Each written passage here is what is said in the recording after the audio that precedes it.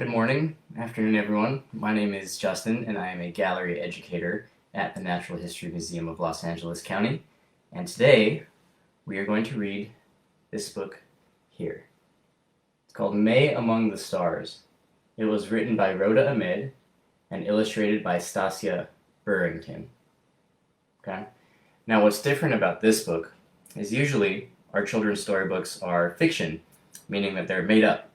This one is actually about a real person, Mae Jemison. So that makes this nonfiction, meaning it actually happened and this is based on a true story. An easy way to remember that is F for fiction equals fake, and NF for nonfiction equals not fake. This is not fake. Now, this is a book mainly about following your dreams no matter what, and overcoming any obstacles that may be in your way. And the Natural History Museum is full of people like that. Our staff is made up of amazing curators and researchers and educators who grew up loving dinosaurs and who grew up fascinated by oceans and ocean creatures or history and historical events and discovering things. And these people followed their dreams. They dreamt it, they believed it, and they worked hard for it. And, they made that their career choice as paleontologists or archaeologists or curators. So let's do something that we don't normally do when we get a book. We usually read it front to back, but let's skip to the very last page and learn a little bit more about Dr. Mae Jemison. So let me paraphrase this for you because it's kind of a lot. So, Dr. Mae Jemison was born Mae Carol Jemison on October 17th, 1956 in Alabama. She always loved science, and she enrolled at Stanford at age 16, which is crazy. She's very, very smart. She is very, very smart. After she got her MD, meaning that she'd become a doctor, in 1981, she worked as a general practitioner. She was a doctor before she joined the Peace Corps, doing work in Sierra Leone and Liberia. So it's already an amazing story right there. Highly educated, brilliant woman who became a doctor and then went to do medical work in Africa. But when she came back, she wanted to realize her lifelong dream of going to space and seeing the Earth from space. And this is where we get into some of our famous firsts. She applied to NASA's astronaut training program and was accepted. She became the first African-American female astronaut. More than that, she became the first African-American female astronaut to go to space on the mission Endeavour STS-47. That was the mission number. Also, for all you young and old Trekkies out there, she became the first real astronaut to act in Star Trek Next Generation, which is also pretty cool. And she continues to do amazing work today through her educational foundation. So, without further ado, let's get into May Among the Stars and find out how she realized her lifelong dream of going to space. Okay, let's begin. May Among the Stars, written by Rhoda Ahmed, illustrated by Stasia Burrington. Little May was a dreamer. They say that daydreamers never succeed, but little May was different. Can everyone spot the cat? That cat is going to be here through this whole book. So there's May, daydreaming in the hills there.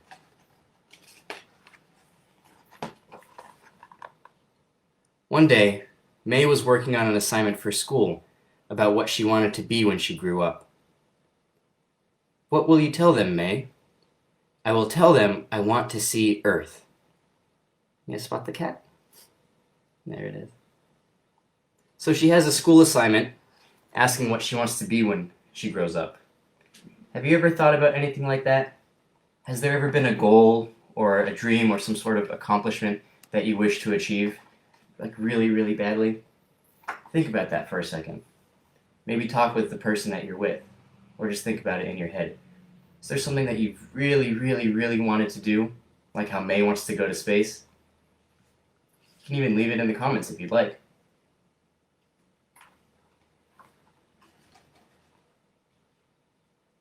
I'm trying to think. I think I would like to be... I really don't know yet. Maybe a curator. So let's continue. There's May. "This is Earth, May," her mother said. "The flowers, the grass, the forests, and the mountains. We live on Earth." "I know," she said, "but I want to see Earth from out there." "That's an amazing plan, little May. Then you have to become an astronaut. That way you can see Earth from space." "Astronaut? Do you think I could do that?" What's she pointing to? What's out there? Looks like she's pointing to the moon. Looks like she's pointing to space. Have you ever thought about where space meets the sky, where it stops being blue and starts becoming space? I think that's what May is referring to as out there. Have you ever wondered how far away out there is? What do you think? Let's see.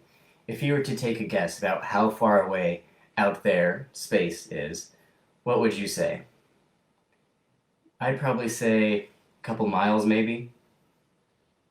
So a fun fact is that space, suborbital space as we know it, actually starts about 62 miles straight up, which is not that far away if you think about it, but when you're cruising in an airplane, if you've ever flown in an airplane, you're cruising at about 6 miles up.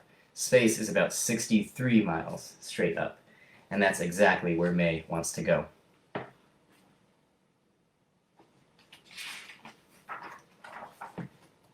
So May asks her mom, "Do you really think I could become an astronaut?" The mom says, look at that, it's so sweet. She says, "Of course you can. If you can dream it, if you believe it, and work hard for it, anything is possible." Now that's going to come up in our story a couple times. If you can dream it, if you believe it, and work hard for it, anything is possible. What are these bright little lights you see in the sky here? I count 1, 2, 3, 4, 5. Those look like stars.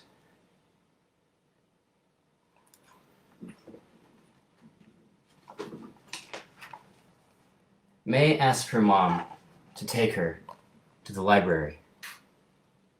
She searched for books about space and astronauts. Look at all those books she has.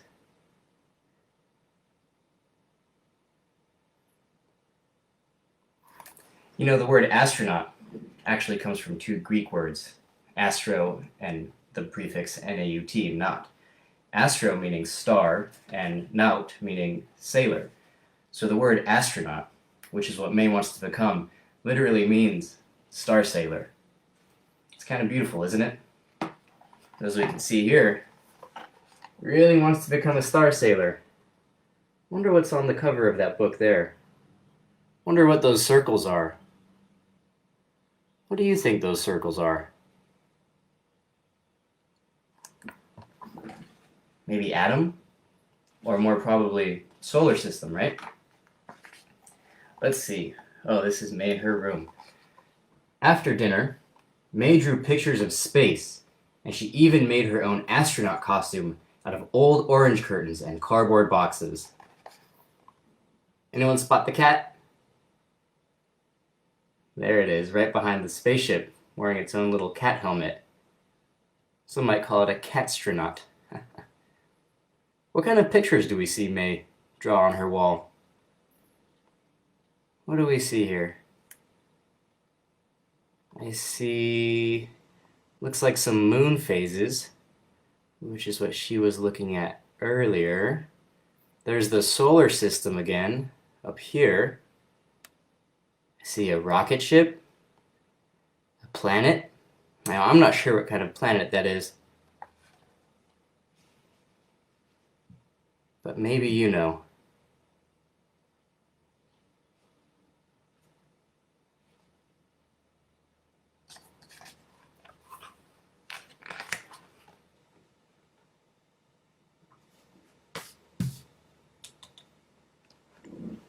Let's see what happens next.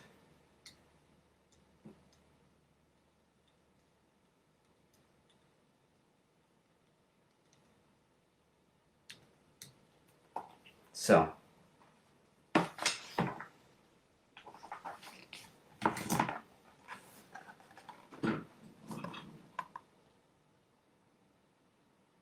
later, she asked her dad, "How do I become an astronaut? It seems impossible." Now, could be impossible, right? She may think it's impossible. But let me show you a picture right here that shows you that it's not impossible. Now, I don't want to spoil it, but let me just show you this really quick. Alright. I don't think it's impossible. Later, she asked her dad, "How do I become an astronaut? It seems impossible." "You will find your way, May, because if you dream it, believe in it, and work hard for it, anything is possible." We've heard that before, haven't we? And look at all those stars. Lots and lots of stars. Do you know how many stars there are? Take a wild guess. Think to yourself, how many stars do you think there are up in the night sky? Million? Maybe 2 million stars? Well, it's actually a number that's hard to wrap your head around. There are actually 100,000 million stars in our Milky Way galaxy alone. 100,000 million.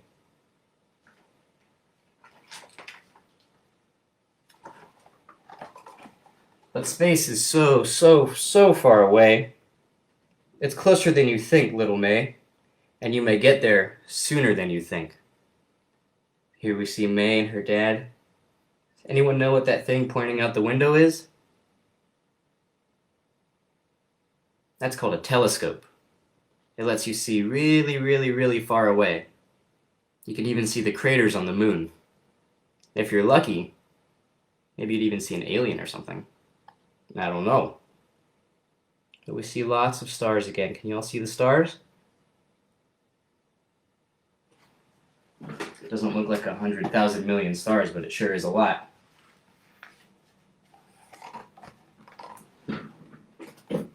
That night, May had a happy dream. She was dancing in space, surrounded by billions of sparkling stars. Below her, she could see Earth floating and turning like a shining crystal ball. Can everyone see that? Here's May's dream.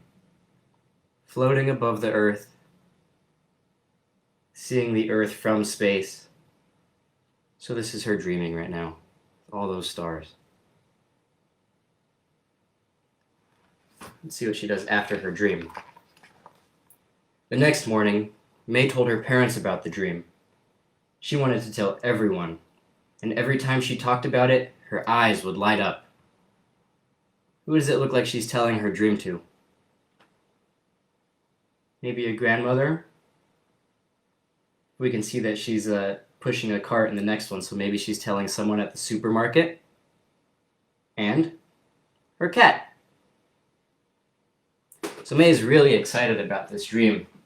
Very awesome dream that she's so excited she just wants to tell everyone about it.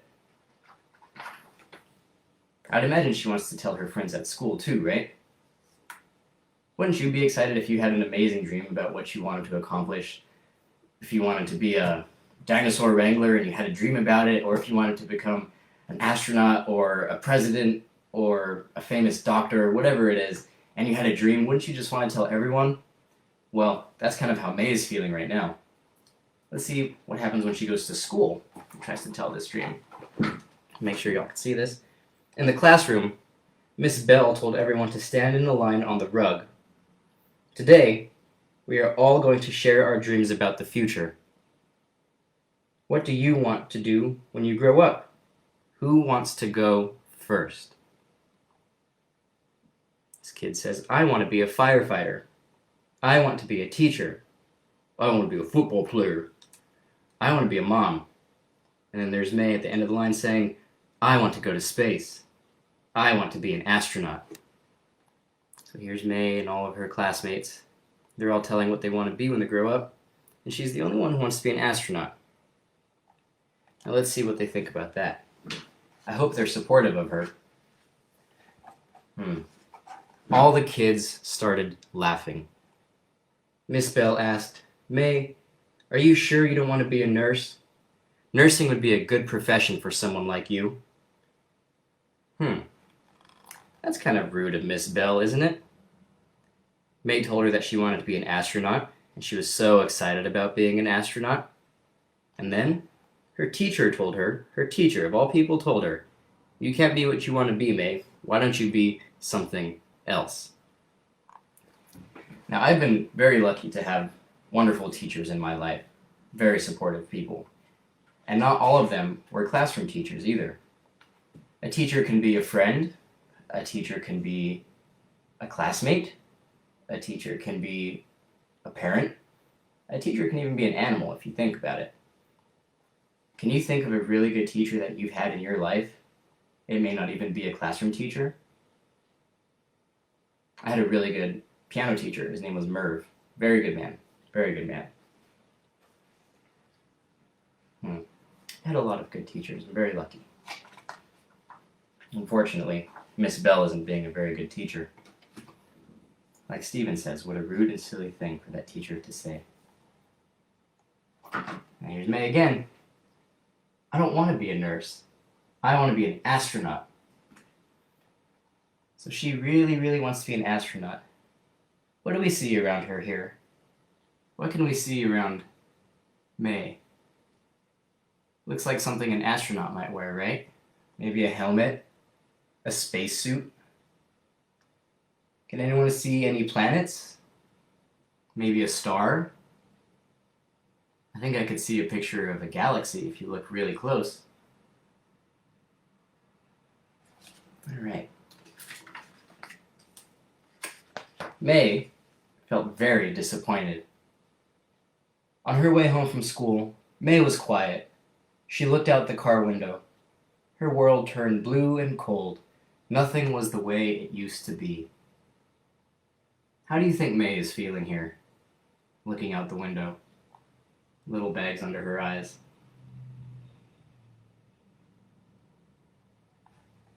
She doesn't look too happy, does she? She was just told that she couldn't be what she wanted to be. She was laughed at. How rude. At home, May started crying. "Miss Bell said I can't become an astronaut." "What a silly thing to say," said her mother. "She told me I should be a nurse instead," said May. Her mom wiped away the tears. "My dear May, I hope you didn't believe her." "Of course I believed her. She's my teacher." "I'm sorry Miss Bell didn't encourage you, but she can't stop you. No one can stop you. Follow your dream, May, and go to space." There's her mom offering her some encouragement.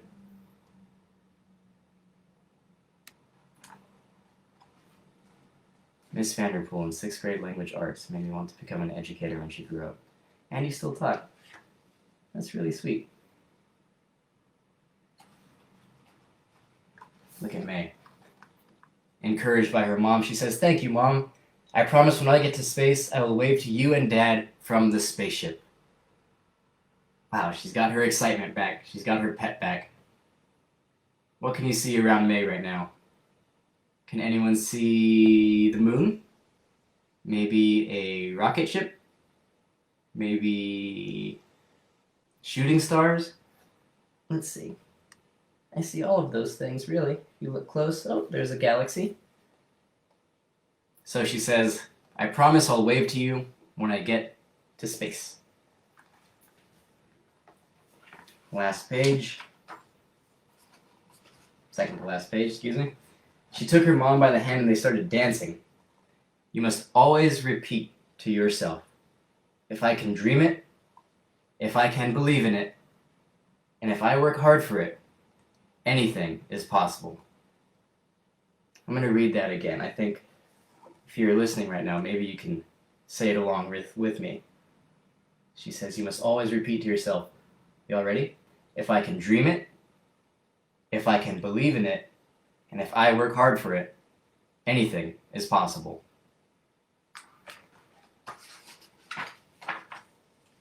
May went on dreaming, believing, and working really hard. And guess what? She went to space and waved to her mom and dad on Earth. So there she is. Looks like she made it. Yes, Catherine, I think we should all give Mae Jemison a hand. Check this out here. This is a real picture of Dr. Mae Jemison in her spacesuit, getting ready for the Endeavour mission.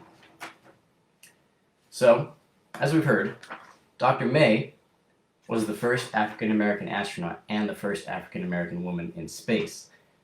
Now, being the first at something can be a lot of different things.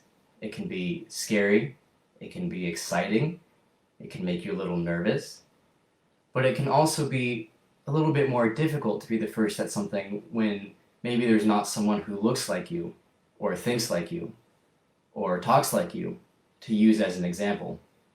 But did that stop Dr. Mae from going to space?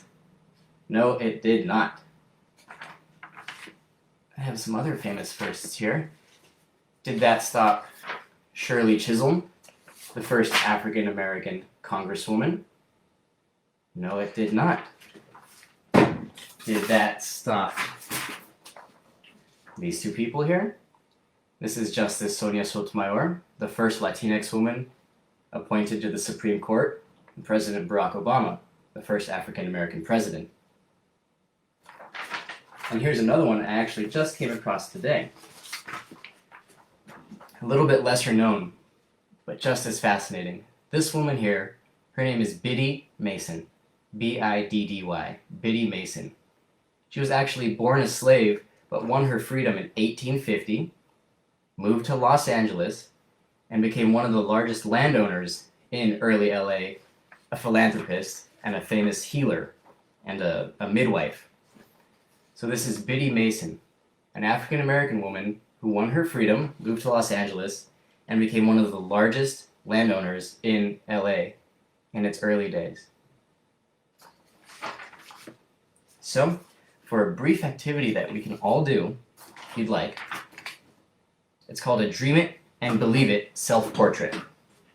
A self-portrait is a picture of yourself by yourself, done by yourself. Now, a Dream It, Believe It portrait is very simple.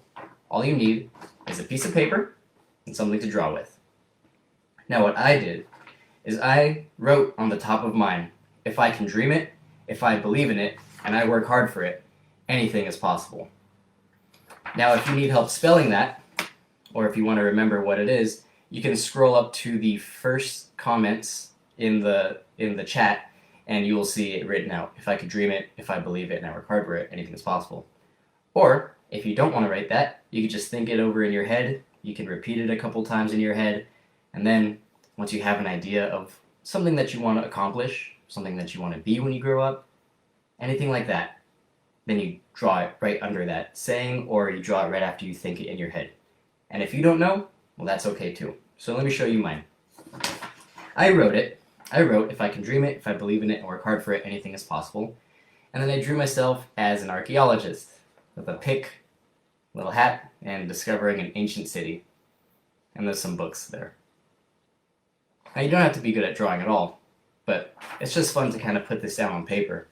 And if you're equally as excited about it as I am, you can show your friends, you can show your family, you can show your teachers maybe, and show them how excited you are to accomplish that dream or that goal or whatever it is. Or, if you'd like, you can even share it with us at the museum. And then that is also posted in the comments at NHMLA using the hashtag StorytimeLive. Again, I call these Dream It, Believe It self-portraits. So as long as you remind yourself that anything is possible if you work hard for it, and if you dream it and believe it, it will come true. So, I'm going to go put this on the fridge. I'm going to go tape it to my fridge right now so that everyone can see it, whether they like to or not. And with that, I hope you had a good story time, and I hope you have a great weekend. Happy Juneteenth, everyone. It's a day of great celebration. And stay safe out there. Thanks for tuning in. Goodbye.